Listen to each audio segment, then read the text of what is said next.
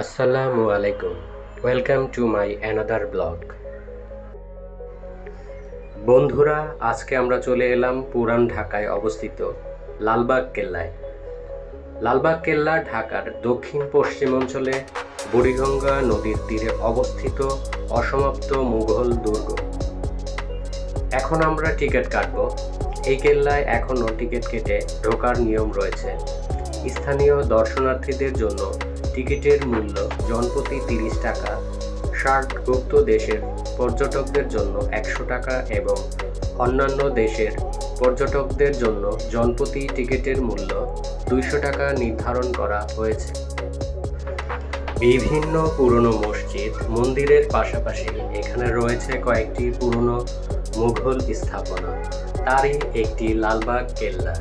ছুটির দিনে সেখানে বেড়াতে যান নানা বয়সের হাজারো মানুষ।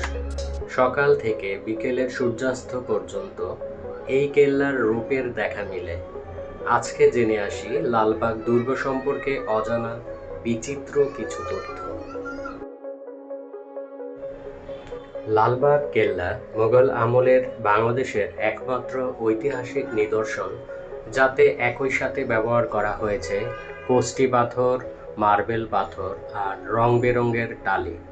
লালবাগ কেল্লা ছাড়া বাংলাদেশের আর কোনো ঐতিহাসিক নিদর্শনে এমন কিছুর সংমিশ্রণ পাওয়া যায়নি আজ পর্যন্ত। প্রায় প্রতিদিন হাজারো দেশি বিদেশি দর্শনার্থীদের পদচারণায় মুখরিত হয় ঢাকার লালবাগ এলাকার এই দুর্গটি।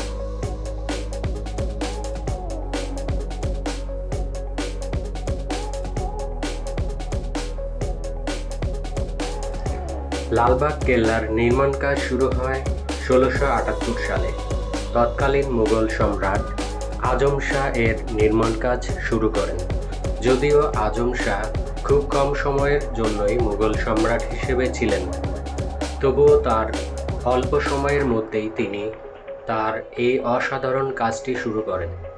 উল্লেখ্য, আজম শাহ ছিলেন মুঘল সম্রাট আওরঙ্গজেবের পুত্র আর সম্রাট শাহজাহানের নাতি। তিনি তাজমহল তৈরির জন্য বিশ্ব মহলে ব্যাপক সমাদৃত।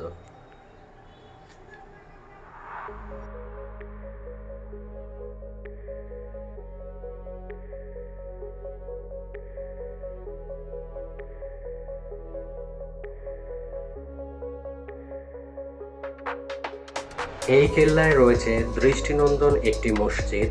ঢাকায় এত পুরনো মসজিদ খুবই কম আছে। লালবাগ কেল্লাতে এখানে ওখানে বেশ কয়েকটি ফোয়ারার দেখা মিলবে, যা শুধুমাত্র কোনো বিশেষ দিনে চালু থাকে, যেমন ঈদের দিনে। কেল্লাতে সুড়ঙ্গ পথও আছে। লোকমুখে শোনা যায় যে আগে নাকি সুড়ঙ্গ পথগুলোতে যাওয়া আসা যেত, তবে এখন আর যাওয়া যায় না। উল্লেখ্য, সুড়ঙ্গ পথ এ যাওয়া আসার কথাটি নিতান্তই শোনা কথা, এর কোনো সত্যতা পাওয়া যায়নি।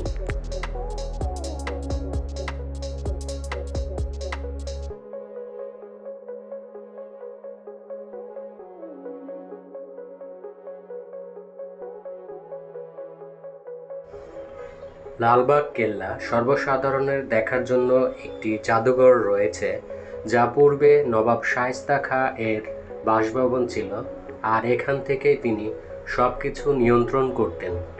জাদুঘরটিতে দেখার মতো অনেক কিছুই রয়েছে। মুঘল আমলের বিভিন্ন হাতে আঁকা ছবির দেখা মিলবে সেখানে, যেগুলো দেখলে যে কেউ মুগ্ধ না হয়ে পারবে না। শায়েস্তা খাঁ এর ব্যবহার্য নানা জিনিসপত্র সেখানে সযত্নে রয়েছে। তাছাড়া তৎকালীন সময়ের বিভিন্ন যুদ্ধাস্ত্র, পোশাক, সে সময়কার প্রচলিত মুদ্রা ইত্যাদি রয়েছে।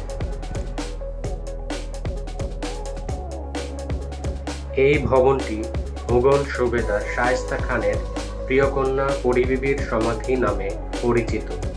বাংলাদেশের এই একটিমাত্র ইমারত মার্বেল পাথর, কষ্টি পাথর ও বিভিন্ন রঙের ফুল পাতা সুশোভিত চাকচিক্যময় টালির সাহায্যে অভ্যন্তরীণ 9টি কক্ষ অলঙ্কৃত করা হয়েছে। কক্ষগুলোর ছাদ কষ্টি পাথর দিয়ে তৈরি। মূল সমাধিসৌধের কেন্দ্রীয় কক্ষের উপরে কৃত্রিম গম্বুজটি তামার পাত দিয়ে আচ্ছাদিত।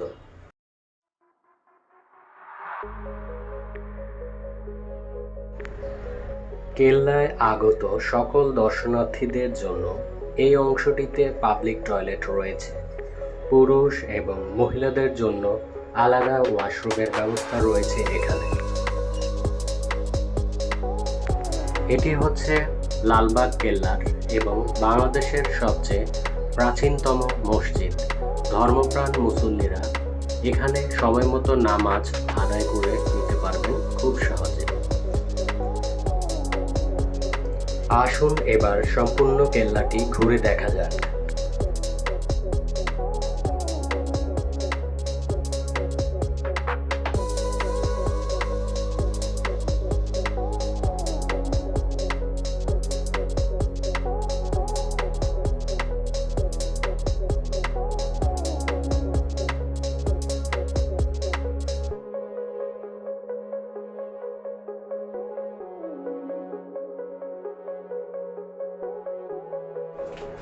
বন্ধুরা, আজ আর নয়, দেখা হবে নতুন কোনো স্থানে, নতুন কোনো তথ্য নিয়ে, নতুন কোনো ব্লগে।